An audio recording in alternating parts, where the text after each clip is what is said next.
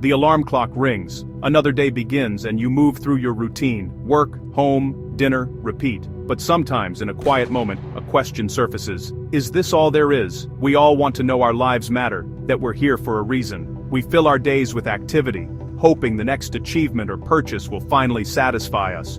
We climb career ladders, gather friends, and post our happiest moments online. Yet, when the noise fades, the question returns: are we truly fulfilled? This isn't a flaw. It's a sign you're human, made for more than the daily grind. You're not alone in asking. Long ago, a wise king named Solomon asked the same thing. He had everything: wealth, wisdom, power, yet still wondered, what's the point? Solomon went on a journey to find the answer, recording his discoveries in the Book of Ecclesiastes. His story is our story. Honest, unafraid to face life's hard questions. He saw cycles, birth and death, changing seasons, rising and falling empires.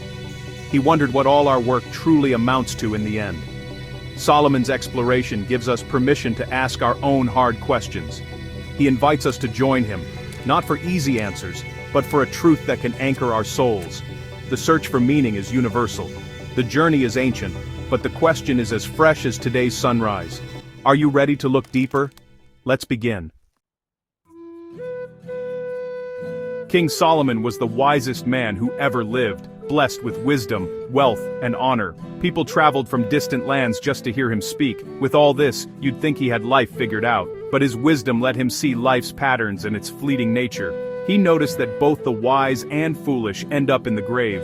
Hard work doesn't always lead to success. Bad things happen to good people. So, Solomon set out to test everything life had to offer, searching for lasting satisfaction. Ecclesiastes is his journal from this grand experiment. Raw, honest, sometimes even bleak. He put pleasure, work, wealth, and wisdom under the microscope. He wanted something that would last, not just a temporary fix. Solomon speaks from experience. He's been to the top, tried it all. When he says something is empty, we should listen. His journey is a guide, saving us from making the same mistakes. Solomon's search becomes our lesson. What did he discover? Let's find out. Solomon opens with a bold claim: vanity of vanities. All is vanity. The Hebrew word is vapor, smoke, a puff of air. He's not talking about pride, but about life's fleeting, insubstantial nature. Like mist on a cold morning, it vanishes when you try to grasp it.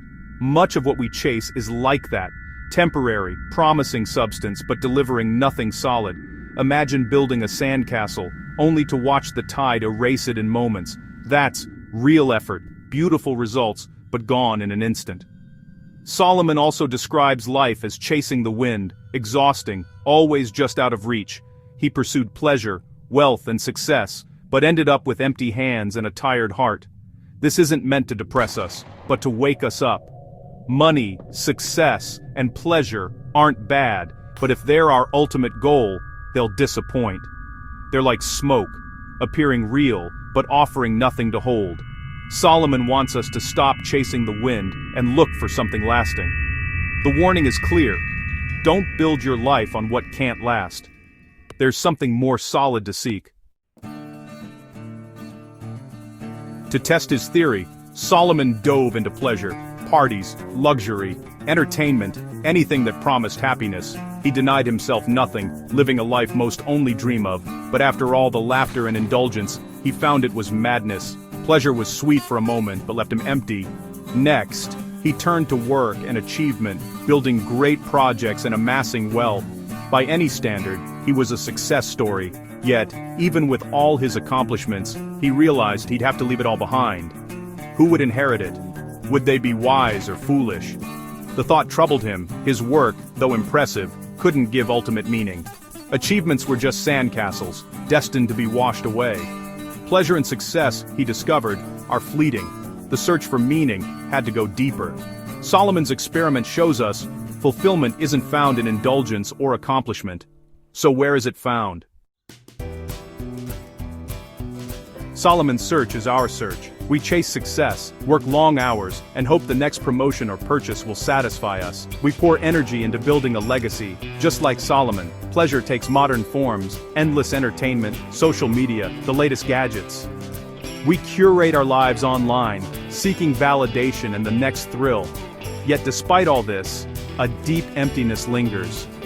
Wealth and entertainment are everywhere, but anxiety and depression rise. The high of a new purchase fades. The satisfaction of achievement is quickly replaced by new pressures. We're chasing the wind, left tired and unfulfilled. This is the of our time. Smoke and vapor, just as Solomon described. We build our lives on shifting sand, surprised when we feel unstable. Solomon's warning echoes. This endless chase is a dead end. He tried it all so we don't have to. There must be a better way. Solomon teaches that true satisfaction isn't in accumulating things, but in wisdom and growth. In our world, knowledge is more accessible than ever. Learning new skills and expanding our minds gives a deeper sense of purpose.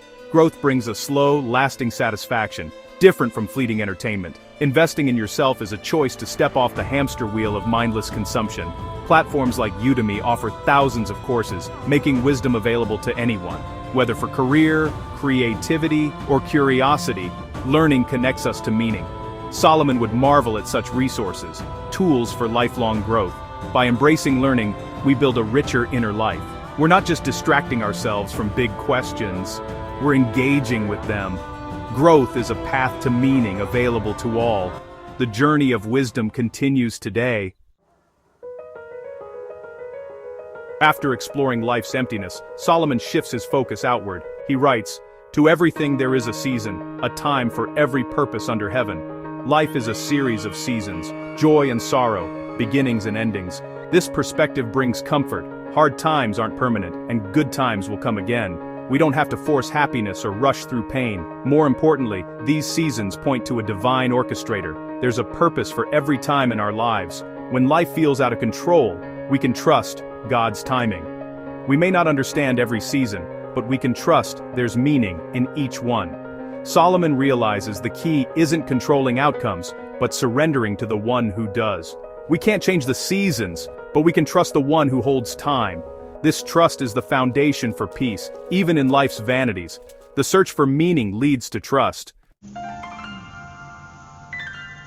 As Solomon trusts God's timing, his view of daily life transforms. He sees life not as a grind, but as a series of gifts. The meaning of life isn't in grand achievements, but in simple joys. A good meal, a day's work, laughter with loved ones. These are not random, they're gifts from God. Gratitude replaces striving. We stop chasing what we lack and appreciate what we have. The routine, alarm clock, work, dinner becomes sacred when seen through this lens. Waking up is a gift. Work provides.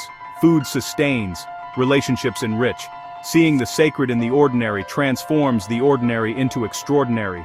You don't need wealth or power to experience this. Contentment comes from appreciating what's right in front of you. Emptiness fades when we notice daily blessings. Solomon, who had everything, found the greatest treasures in life's simple gifts. This truth can change how we live. Meaning is found in gratitude for the present. After his long search, Solomon reaches his conclusion. Fear God and keep his commandments, for this is the duty of all mankind. The answer isn't in what we get, but in who we know. Meaning is found in a relationship with God. To fear God is to live with awe and respect, recognizing him as creator. This reverence reorients our lives, from self-centeredness to God-centeredness. Keeping his commandments is the daily expression of this respect, loving others, living with integrity. It's not a burden, but a joy, a framework for meaning. The question shifts from what will make me happy to what will please God. According to Solomon, the point of life is to know God, trust his timing, and enjoy his gifts. The chase for wealth and pleasure will always leave us empty. But a life with God is filled with purpose that lasts. Let's pause, reflect, and begin the pursuit of the only wisdom that truly satisfies. The journey for meaning ends where it began, with God.